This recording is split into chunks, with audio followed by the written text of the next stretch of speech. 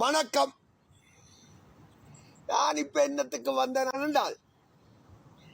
இப்ப எனக்கு கொண்டு விளங்கல இந்த கனடாவின் சட்டம், கனடாவின் லோ, இந்த ஐநா சபை, ஐக்கிய நாடுகள் சட்டம், சர்வதேச லோ, இந்த 77 வருஷமா எப்படி இருந்திருக்கின்றத உதாரணத்தை ஒரு சாதாரணமான பள்ளிக்கூடமே போகாத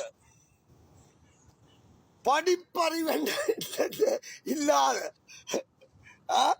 படிப்பறிவு என்னென்ன இல்லாத அவன் வசந்தம் சொல்ற மாதிரி படிப்பறிவு என்னென்ன இல்லாதது நான் பாலையடியில அந்த பாலவளம் வீரப்பங்களை திண்டு வளர்ந்த இவனு கொண்டு இன்றைக்கு உலக நாட்டுக்கே தமிழனுக்கு தலைவரா வர வச்சது